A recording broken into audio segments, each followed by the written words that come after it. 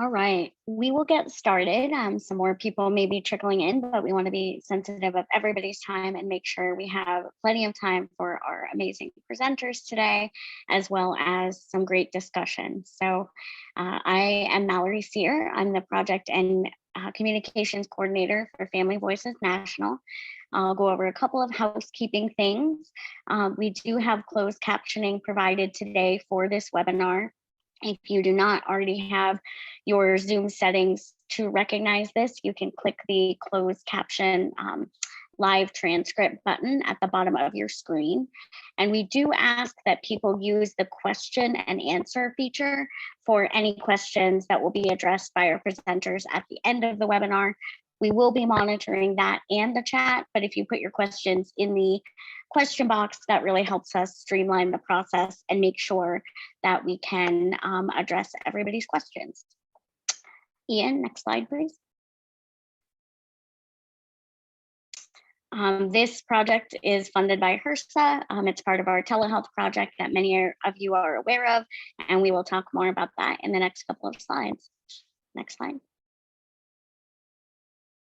Great, thank you. So many of you may have participated in previous webinars or content about our telehealth project. So these slides may be familiar to you, but for those who are new, Family Voices received $1 million from Health and Human Services to conduct a telehealth project over the course of the last year. And this is a little bit of how that project came to be. We started off conducting a needs assessment to determine what people really wanted to see out of this. We really wanted these funds to go towards supporting family organizations and families to learn more about accessing and understanding telehealth. So we created work groups.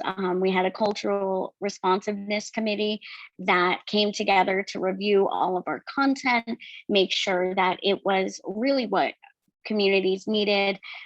We had materials translated. We did a telehealth academy. We had communities of practice.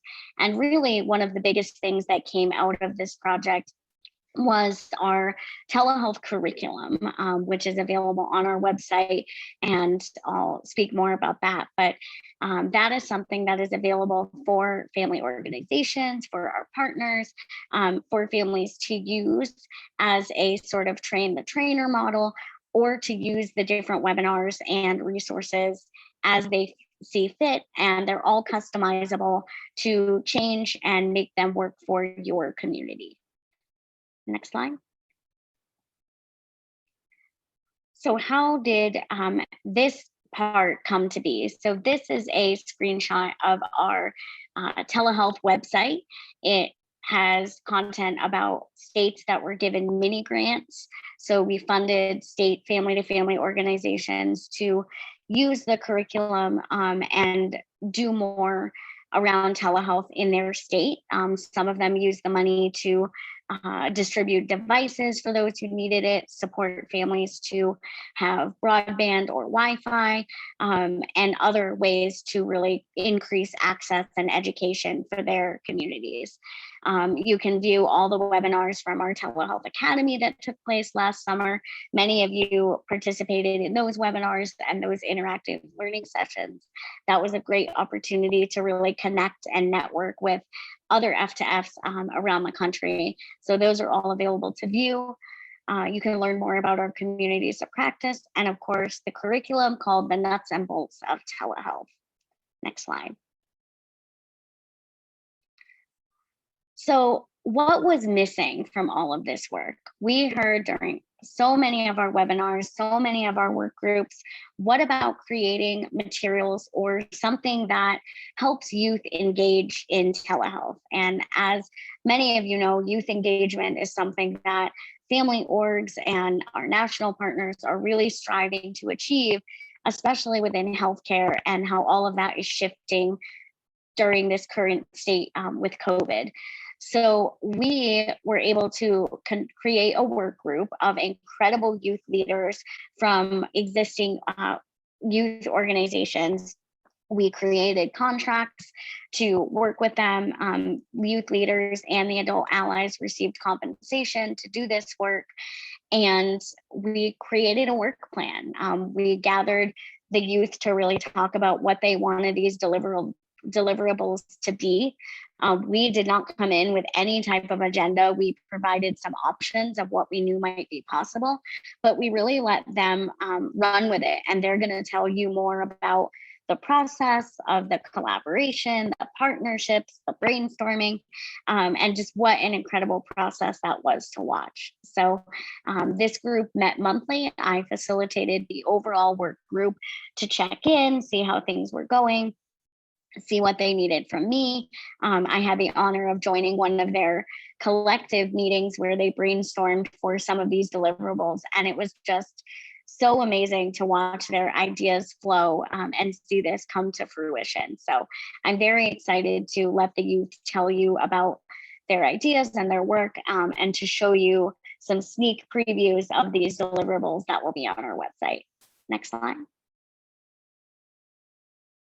And with that, I will turn it over to our YASA presenters, Youth as Self-Advocates, and Luke Biram will be introducing those presenters. Take it away, Luke. Hello, my name is Luke Biram, one of 3 co-chairs for YASA. I have the pleasure to introduce my co-chairs of YASA. First, we have Liz Harkins, who received her Associates of Arts degree from Atkin Technical College and Associates in Criminal Justice. And she is attending Clemson to pursue her bachelor's in psychology with a minor in American Sign Language. She works part-time at her local Center for Independent Living, doing office support as an assistant Girl Scout leader and has been a member of YASA for 2 years. She is also a member of the National Council on Independent Living Youth Caucus. She has multiple disabilities, including scoliosis, ADHD, and a learning disability called dysgraphia. Liz loves volunteering, advocacy, reading, listening to music, playing video games. She also loves to travel and meet new people. She has 4 cats and a boyfriend of 3 years. Liz hopes to travel to other countries one day to experience their culture and people. And our second presenter is Atif Dean, who was born and raised in Queens, New York, and moved with his family to Valley Stream a few years ago. He and his twin brother, Arif, were born with cerebral palsy. He has been in a wheelchair since he was a child. Although his disability makes many things in life more difficult, it also helps teach him how to become an advocate for himself and others. He loves socializing and getting to know new people. He is a good-natured person who appreciates a good sense of humor. Atif joined YASA because he wanted to explore and improve his advocacy skills, as well as meet and discuss important issues with others. Atif and Liz, the floor is yours. Hi everyone, I'm happy to be here with you guys and share my thoughts. Hey y'all. I'm here and I'll be doing the same. Ian, do you want to go to the next slide? Yes, please. Thanks. The purpose of our telehealth project was to create tools for youth by youth on telehealth.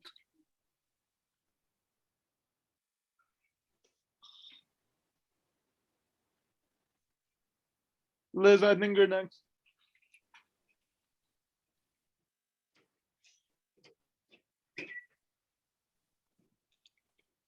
It looks like Liz might be frozen.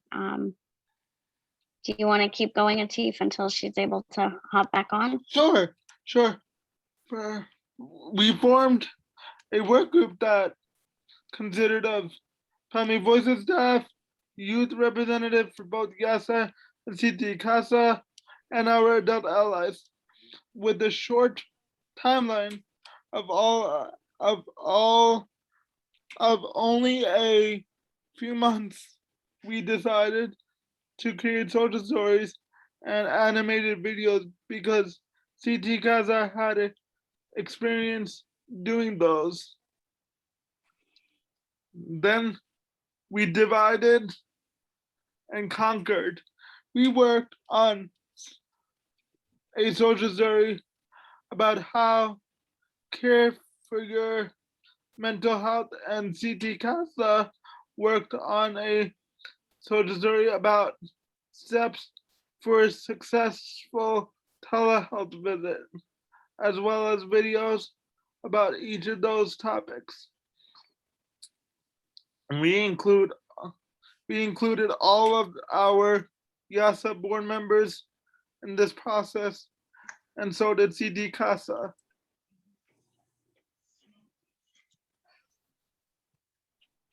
Next slide. Liz is back. Liz, can you try to do the next slide, please?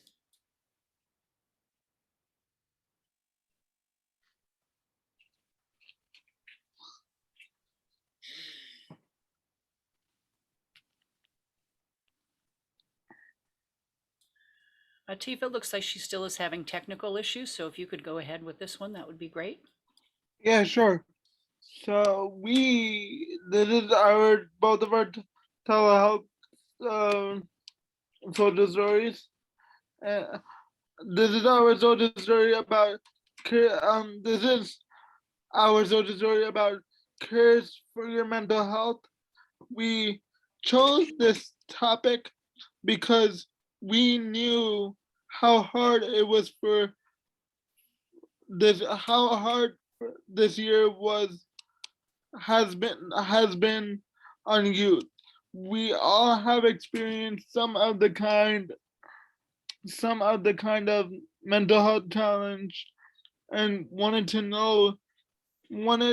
wanted to share how to cope. How are we coping?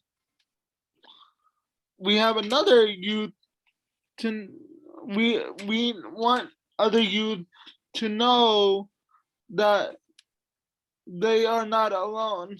Together we can help each each each get through the other side of the pandemic. Thank you.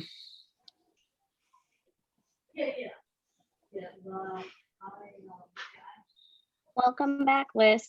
Do you want to explain a little bit about what a social story is for those who may not know? Who, me or Liz? I'm sorry. Liz, if you're able to, that would be great.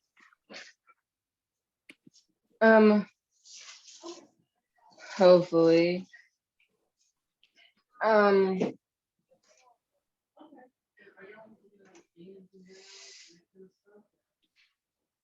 Trying to remember what a social story is. I kind of forgot after all that.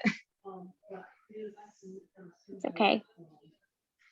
Atif, do you want to help her out? Yeah, a social story is basically a visualization of a story for people who learn better visually, and I think understand stories better and through pictures and words. What do you think, Mal? Great, excellent. Thank you so much. Liz, do you have anything to add?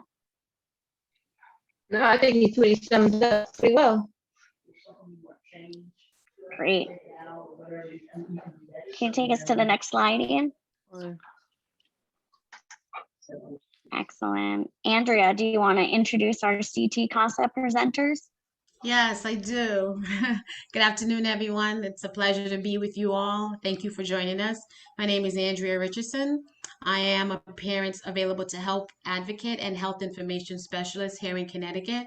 I'm also an ally and mentor to the CT CASA members that is our chapter here in Connecticut.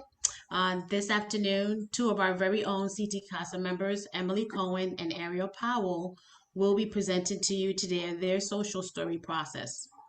Ariel will present the social story, and Emily is going to present more about the video and how they collaborated together to bring this all to you all to view today. Emily has been a CT CASA member since 2014. and she's a City Casa Youth Coordinator. She's also attends Sacred Heart University. And Ariel's been a member of CASA since 2015. She will be graduating with us, and we'll miss her, but she won't be far, and she'll be graduating in 2022. One of her favorite characters, or I should say, pop star, is I think it's Ariel Grande is her name, and she loves her a lot. We have fun talking about our City Casa members and their social activities and how they engage. They worked really hard on this project. Everyone collaborated. They were very kind and shared and brainstormed in a process that was very supportive. And that's what we love about our Casa youth. They work really well together, and they're not afraid to take on projects such as this, and they always bring the best ideas, and they're not afraid to like jump in and just make it happen. So without further ado, I'd like to present to you guys both Emily Cohen and Ariel Powell. Next slide, please. I believe, like I said, Emily is going to do the social story. No, I'm sorry, Ariel. Ariel's going to do the social study. Ariel, are you there, love?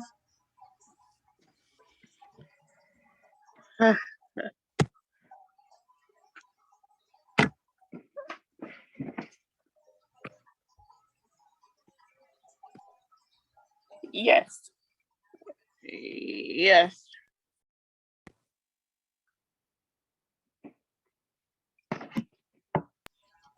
Whenever you're ready, sweetheart, just go ahead and start your social story. CC.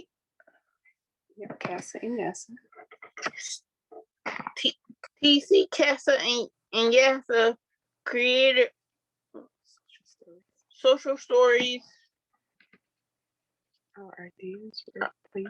Our ideas were placed in a template.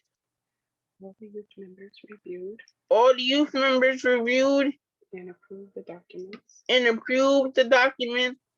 Our goal is Our goal is for youth to have a to have a successful telehealth visit.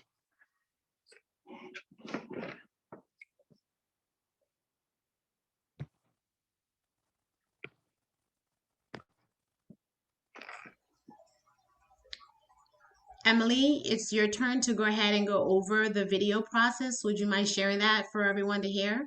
Yeah. C. GCAS and YASA developed 2 animated videos, Understanding Telehealth and Caring for Your Mental Health.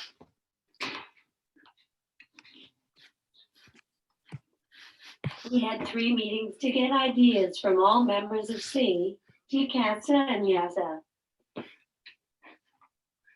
Members who were interested in featuring in the videos submitted ideas in a photo. Our video production team turned the pictures into avatars.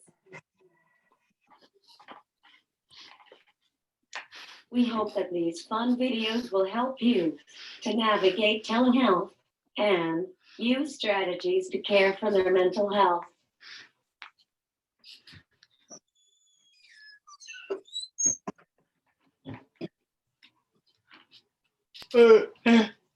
Next slide, please.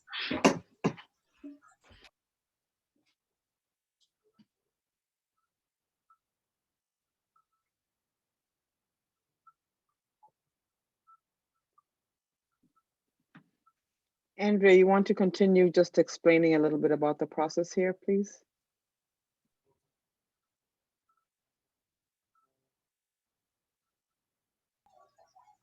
Oh, I'm sorry, I just heard you.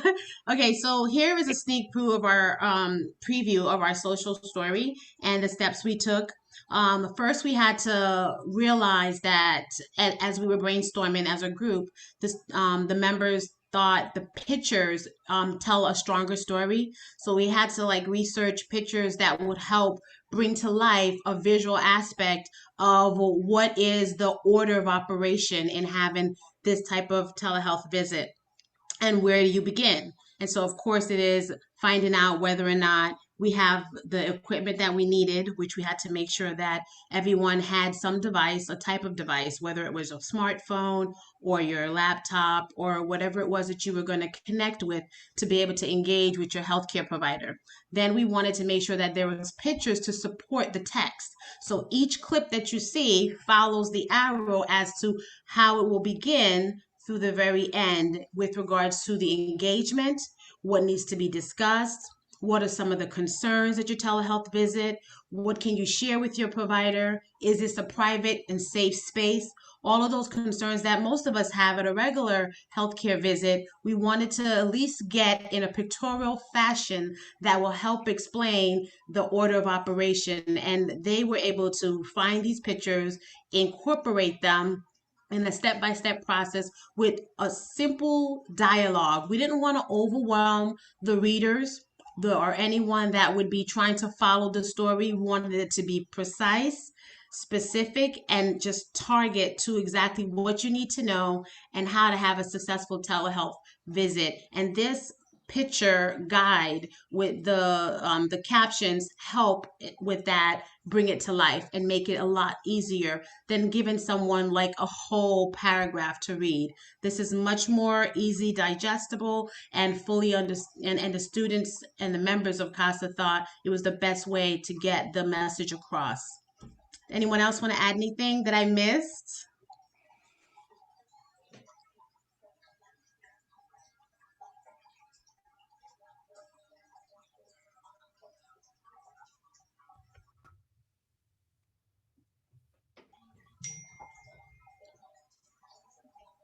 I'll add one thing to that, Andrea. And I recall watching this product develop, and it started off as what is telehealth, but it provided so much additional information about the process and how to schedule it and going and participating, that it really became this more like all the components that go into a successful telehealth visit. So I thought that was a really great evolution and way to really encompass all the parts of a telehealth visit that CT CASA had to share. So just from an observer perspective, it was just so great to watch all of this come to life.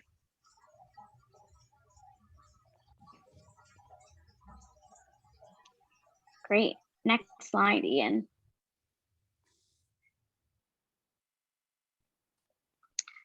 So before we play this video, I want to talk a little bit about why we did what we did.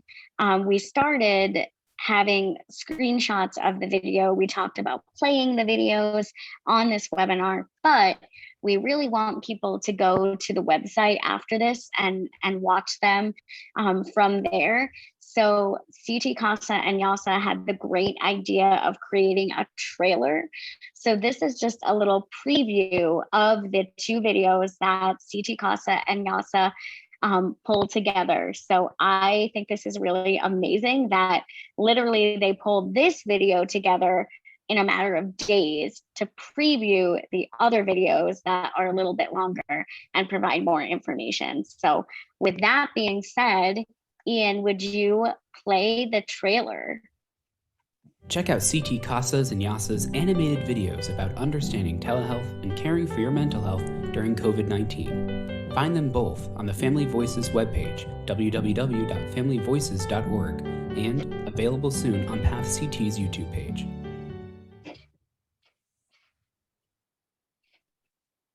So that's all you get. You have to go to the website and we'll be providing that link in the chat as well as on the next slides. So with that, we want to sort of end with lessons learned. And I think we all learned a lot through this process. And we're going to do it as sort of a talk show. And I was joking during our practice session last week that I was going to get one of those really tiny TikTok microphones. And now I'm sad that I didn't. But I'm going to be the talk show host, and I'm going to be interviewing our presenters about their lessons learned through this process. And we are going to start with Emily C. Emily C., could you tell the audience some of your lessons learned from this telehealth project? Yes.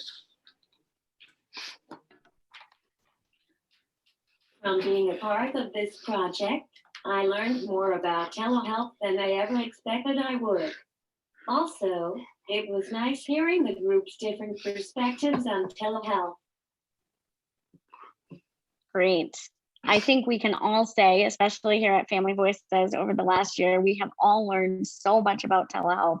And it's great to see that young people are learning about it too. So thank you for sharing your response, Emily C. Next, we have Ariel. What was your lesson learned from this telehealth project? It was a fun activity. Great. Thank you so much. Atif, how about you? What did you learn from this telehealth project? What I learned, thank you, Mel. What I learned was very, it's gonna sound very weird, but I'm gonna try to word it as the best I could. I learned how to take information from a big group of people that had so many different opinions and try to accommodate everybody's opinion and try to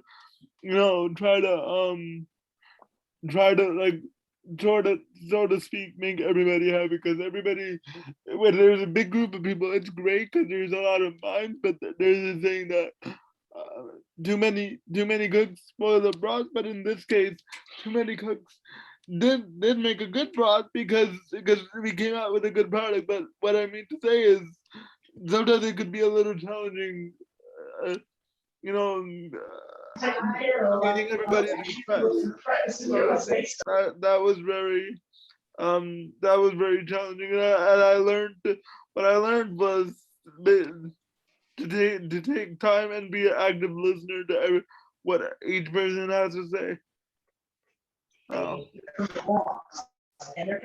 Great. Thank you so much. And I agree. I watched, us go from this big list of brainstormed ideas to these final products. And you guys really did an incredible job scaling it down to something that is really going to benefit a lot of people. So I agree with you, Atif. And Mallory, I'd like to. Yes. Go ahead, Andrea. Oh, I was gonna say that what was also so like encouraging is to see that this is from their perspective on how this material can be best dissected and put in a dialogue that everyone can appreciate. And what I thought was most encouraging for the entire group, the collaboration between Yasa and Casa, was they were very conscientious about the word choices, how they want to word it. And we want to make sure that it's not misinterpreted. And we wanted to make sure that whoever sees this walks away with a real solid, concrete awareness of the process of telehealth. And I thought that they did an excellent job. Great. Yes. And last up, we have Liz. Do you want to talk about your lessons learned? Well, yeah, I love that from everyone's, even though I have my own perspective, I can still learn from everyone else, and I can learn what their perspective of it, and maybe look at it from their angle than what mine was. Great. Thank you. Ian, next slide, please. Great. So before we open it up for questions and discussion, I want to talk a little bit about where you can find these. So our telehealth website is familyvoices.org/telehealth. If you do the little QR code on your phone, you can hold your camera up to it and it will take you right there. Or we have both of the links that are provided and they are in the chat. So that is where you will find all of our youth resources as well as everything related to our telehealth project. Next slide. We also would love to see how you're using these tools and resources. So we have created the hashtag family-centered telehealth. And if you are sharing or using the curriculum or the youth resources, we would love for you to join the conversation on social media. There is our Facebook page, our Instagram, and our Twitter. And I do want to say that there may be potential for future youth deliverables coming up with some partnerships we're working towards. So those will be on the website. And we are also working on getting these materials translated into Spanish. All of our telehealth curriculum and resources are also available in Spanish on our website. So those are some things to look forward to as well. Next slide. Great. So thank you everybody for tuning in today and for learning about our youth-facing deliverables on telehealth. And we would love to open it up to any questions for our presenters. We have a couple in the Q&A box, some comments in the chat. Dr. Rich Antonelli, who is just an incredible human being talking about healthcare and lots of things related to transition, is here and said that this is amazing and something that many can draw inspiration from. So thank you so much, Dr. Antonelli, for being here today. That means a lot. And I will ask people to continue to put their questions in the chat. We have a couple, so I will start with, oh, it looks like we have one that got answered. If people want to speak to, is telehealth different from in-person healthcare visits? And if so, how is it different and which do you prefer? And Liz did say that she thinks it's different. She likes in-person and had some trouble with telehealth. Yeah, it's definitely very different. Does anybody else from our youth presenters want to talk about some of the differences they learned about telehealth? I'm sorry, I'm interjecting. Yeah, it is really hard because a person like me that needs a lot of physical assistance at that appointment, I can't get that in the telehealth session. And especially with the Wi-Fi connection issues, you just don't know. But the bigger part of it is that I need a lot of physical. I do better with physical touch when the doctor physically touches me, because sometimes I have trouble explaining to my healthcare provider what the problem is or what I need help with. If you get what I'm saying now, and everybody else. So, yeah. Does anybody else want to talk about the differences between telehealth and in-person visits and which you prefer?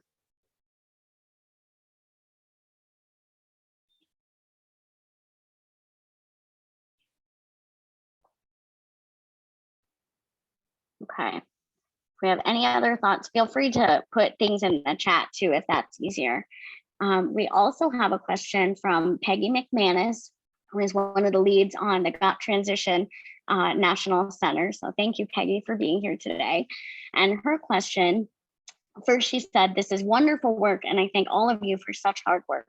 Can the group explain more about how you narrowed down the pictures and the brief captions to get to the final product?" So I imagine that she's talking about the social stories. Does anybody want to talk about how you came to create the social stories and decide what to use in them?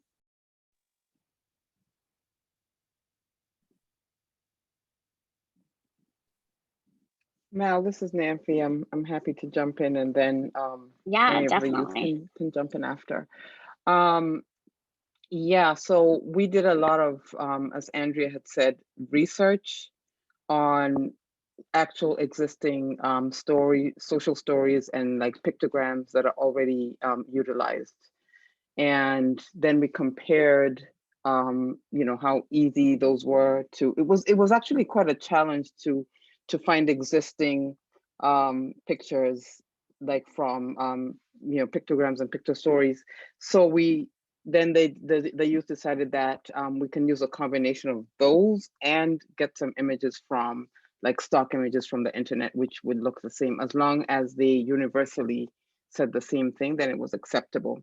But we had to test the stories before putting them out, before doing. So we actually, you know, the youth put them together, we helped them to put them in a template. They selected all the pictures before we transferred them to the template, and then we tested them. Like, you know, they read the stories as if they were utilizing them for the first time. And then we also went outside of our youth group to other youth to see if it made sense to them. And that's kind of how we arrived at that. And then from there, it was a matter of the template that we used. We ended up using Canva because it was the most accessible template that we could find. And one thing I I'll think add to that Emily, too, because, oh, I go was ahead, going to say, Emily.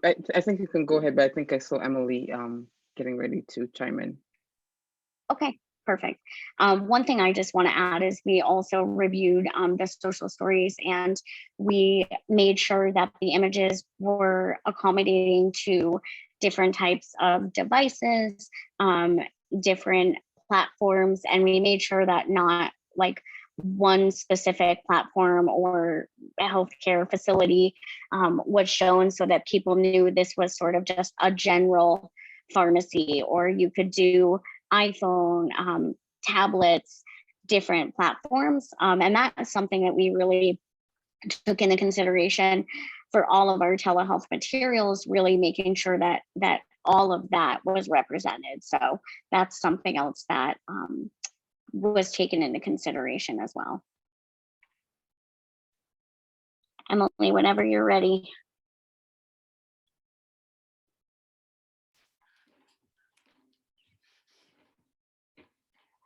I think we wanted to make them as easy to understand as possible. And I think we shared all of our ideas and narrowed down what worked. Great, thank you. And does anybody from YASA want to speak to how you came up with the images for the mental health one? Because what I thought was really cool about that tool is that it was your real suggestions and things that you do in your own lives. So does anybody want to talk a little bit about that process? Yeah, I'd be happy to chime in, Mallory, since I kind of help coordinate it for everyone. This is Marcia O'Malley. I'm the adult ally for YASA, one of two. And similarly to how Nancy was describing the process, we worked as a collective. We not only got feedback from our members, but we worked with the Connecticut CASA youth as well to find out how were they coping with mental health issues. What were the tools they used, or what was their distraction, or what was their activity that they participated in? What really had helped them move through the difficulty and the challenges that they were experiencing. And so we went from a place of the personal experience to trying to figure out what images spoke to that and would tell the story in an image. And then how could we describe that very simply in simple language for the caption? The other thing we did once we finished it was we reviewed the document for accessibility, so it will read on a screen reader appropriately. So it was a really, really neat opportunity for everyone to chime in on a personal level and then find images that they felt really reflected their experience. Can I just elaborate quickly what Marcia's saying too? Because we as a group, and me personally, I know we're as a group, but me personally, I feel like, we feel like we put it together because we wanted to really explain ourselves and relate, and the best way to do that, we felt like relating into our personal life would be the best, since we could explain it better, and we could and that's how we got the pictures to see, oh, maybe this picture explains what we're trying to say, or this image, or what we're trying to say, like this caption, and this is what we do in our daily lives. So I think that really helped relating it to our personal and our our daily living in COVID-19. Great, thank you. And that was one of the really cool components of just seeing the real suggestions that people can utilize. And I know when we reviewed it in our program development group at Family Voices, people were going, these are some great ideas. I'm gonna try this. I'm gonna start checking in with myself and see how I'm doing during all of this. So it really resonated with a very broad audience. And I think it's just incredible work. And one thing I do want to add to, on the website, these social stories are available to download as PDFs. So you can print them, you can download them, you can email them, you can present them on a Zoom webinar. They're really available in any kind of format that would work for your audience. So that was something we hope to achieve. Do you have any other thoughts or questions? Oh, and one more in the box. Yeah, we have another great question. It says, it would be helpful for CT CASA and YASA colleagues to let us know which aspects of virtual care they find especially helpful. So things about telehealth that really work for you.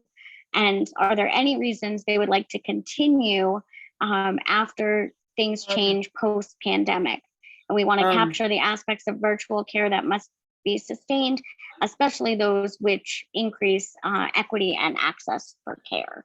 So does anybody want to speak to what components of telehealth work really well for them during this time? I would, because and it's kind of funny, but you don't have to worry about being on time and rushing to get there, because now you can do everything virtually. So I think that was one wonderful thing. So not having to spend the time on the getting there and transportation. Yeah, and the bad weather. Mm-hmm. And parking. Sorry, I just found Emily. it out of nowhere. I don't know if this is like technically considered like telehealth, because we had it before the pandemic, but I like how with my chart, if you ever need something, you can just like message your doctor if it's not like urgent, and like they get back to you and stuff. Like that's really convenient.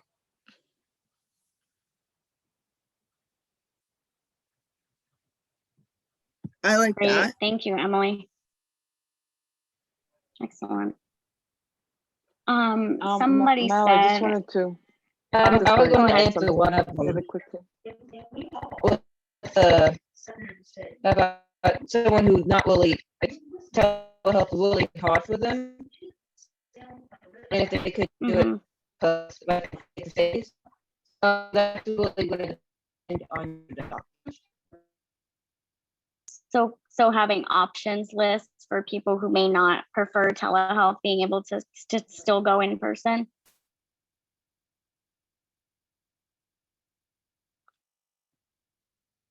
Okay. Mal, I was just going to add to during the planning meetings, one of the things that came through from both groups is teletherapy, like accessing their therapy services and counseling services was very seamless on telehealth.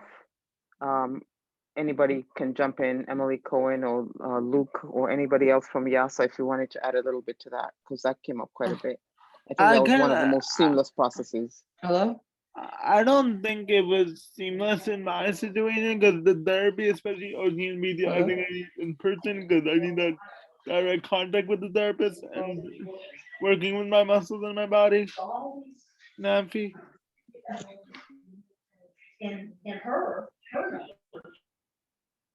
Yes, I agree. Of course, it wasn't perfect for everybody, but like accessing mental health services and therapies, a couple of ladies said that was helpful. For sure, yeah, that was really helpful.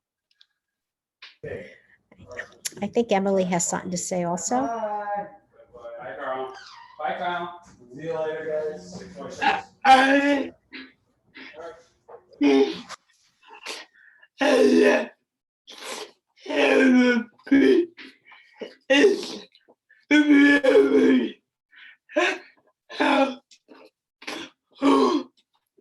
And I let how you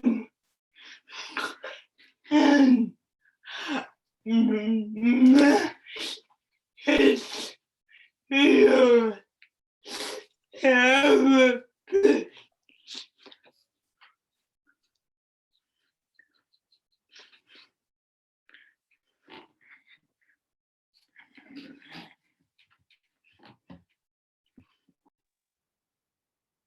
Emily, are you talking about when you just started, when the pandemic had just started and you were trying to access your physical therapy? Is that what you were mentioning? No,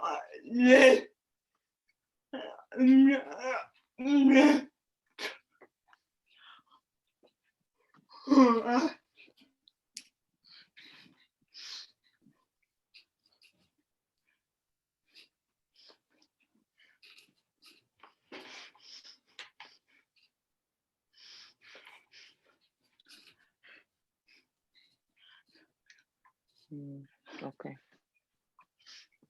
And Okay, so somebody in the chat. Oh, go ahead, Nancy. no, I was just gonna say, Will is there. Will is M's friend, Emily's friend, and he was agreeing with her. He said, especially for people who have speech impediments, so that they can type their messages to their therapists instead of talking. I got it right, Emily. Yeah. Okay. Thanks, Will.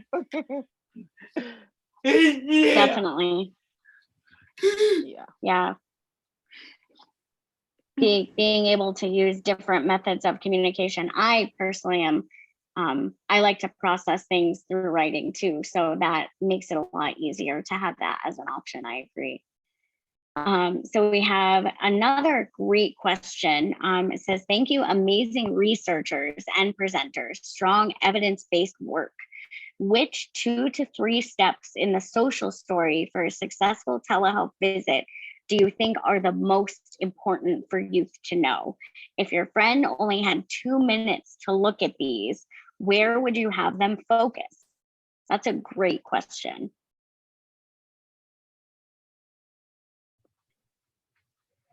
Does anyone have thoughts on that?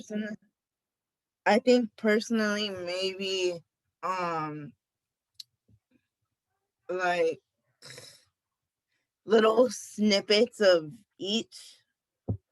Like if they looked at one, like if they looked at like one panel and then they looked at the other panel, I mean, that wouldn't give them that much, but I think if they like were able to read like a couple frames and then they read another couple of frames, they would sort of be able to get the idea, but they would be much more comprehensive to read the whole thing.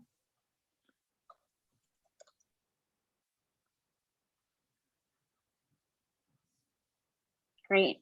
So just being able to really view it really quickly, because that's kind of how a social story works. Is that right, Emily? Yeah. Okay. Does Yeah, and anybody even else have any thoughts? I was Go ahead, gonna say, Andrea. Mal, that even without the text there, the pictures it does tell a story that is cohesive. It follows like an understanding. You see that you're reaching out. You see that you have questions. Okay, where do I begin? You see that the other person on the other side is trying to receive you and set you up for what you need. They're dressed in medical, fatigue. So you know that you're in the right place, that you're not on the wrong, you're not connected to the wrong site. And it's just reassuring that the help and support you need is available, even if the text isn't fully clear. I know we tried to, as a group, select text that was simple and to the point, but I believe even the picture, following the picture is a good guide, so that they take away from it that the most important thing would be, one, the first slide, I need to be connected, and two, that I can be heard by the other person on the other side, so that there's nothing lost in translation. That's important. Yeah, and I'll just add really quickly, Mal, that they thought it was important to actually use somebody's name, right? Like Stephanie's one of the CT CASA members, to make it more relatable, like a story, a scenario, as Atif and Liz and Emily said, and Ariel said, using their personal stories, a real life scenario of what could happen if one of them got sick. And same thing with the mental health stories. There were little snippets from everybody's life that were used in there that could make it relatable. That was really important to them. They didn't just want it to be a blah, bland story. They wanted it to connect because they're using names and real life scenarios. Great. Yeah, and I will say I didn't really know much about social stories until we did this project, and I think it's such a great tool. So universal, can be used in so many ways, and really helps for people who may be more of a visual learner to provide both those pictures and words. It's just, you guys did such amazing work. It's so great. Any other questions? That was it. Oh, looks like we have one more. Oh, just thank you. Yeah, any other questions to put in the Q&A or in the chat box? Any other thoughts from our presenters on any of the questions that we've had?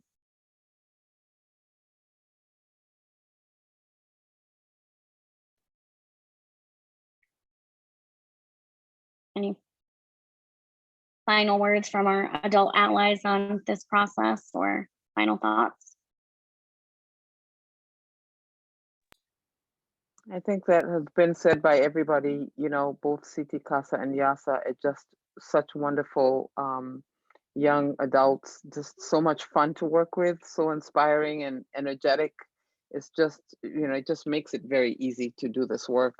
But just to hear their input and, not being afraid to share personal stories, because we went deep into some of these things, especially with the mental health stories and difficulty accessing telehealth and all the struggles and the joys and everything. So I just want to thank them for their vision and just for stepping up and doing, putting together such great materials. And our production team, our video production team, have to give Emily and Andy a shout out.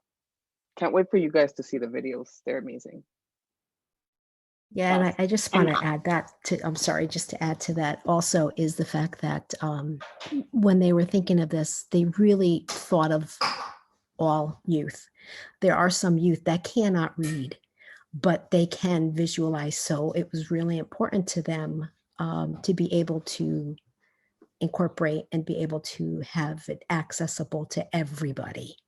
So like Andrea was saying here, so you can look at the pictures, and even though you're not able to read, you can understand those pictures.